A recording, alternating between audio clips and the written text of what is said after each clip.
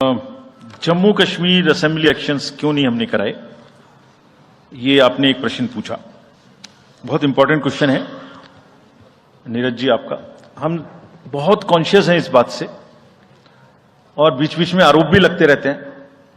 हम वहां गए थे तब भी हमसे लोगों ने कहा कि हमें तो सुप्रीम कोर्ट जाना पड़ा आपसे क्या आपको कहलवाने के लिए कि इलेक्शन कराइए, और आप क्यों नहीं कर रहे हैं। तो पहली बात, आपने इतने समय से क्यों नहीं किया। तो पहली बात मैं सबके सामने ये इसको स्पष्ट करना चाहता हूं कि Jammu and Kashmir reorganisation act was passed in 2019। ये सबको विदित है कि 2019 में Jammu Kashmir reorganisation act pass हुआ। उसमें जम्मू कश्मीर की असेंबली में 107 सीटों का प्रावधान किया गया।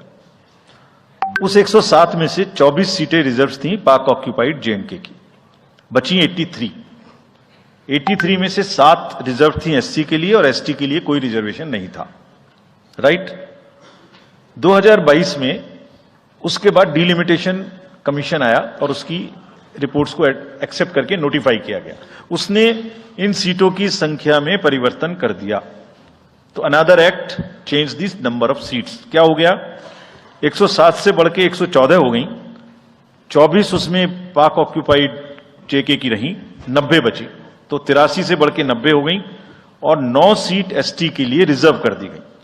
ये नया फीचर क्रिएट हो गया। और साथ ही साथ 2 सीट माइग्रेंट्स के लिए रिजर्व कर दी गई, जिसमें से 1 वुमेन की थी। और उसके बाद 1 सीट का नॉमिनेशन अलाउ किया गया, जो कि पीओके से डिस्प्लेस्ड लोग जो इंडिया में हैं उनके लिए वो रिजर्व की जाएगी।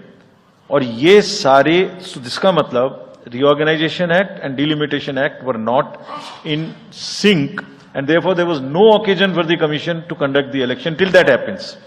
When did that happen?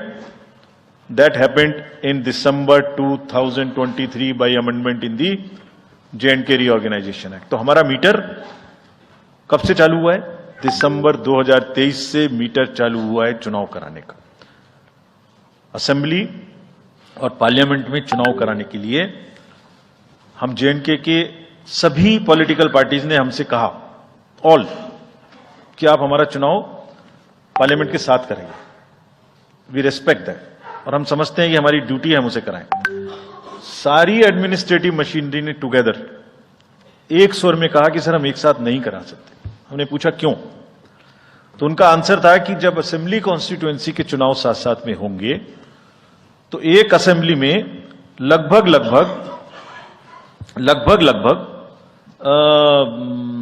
10 से 12 कैंडिडेट खड़े होंगे।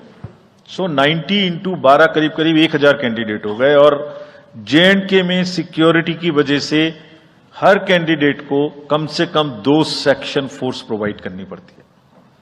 2 सेक्शन फोर्स का मतलब हो गया कि हमें करीब 1000 के बीच में 450-500 लोगों की कंपनीज की जरूरत और एक्स्ट्रा पड़ेगी।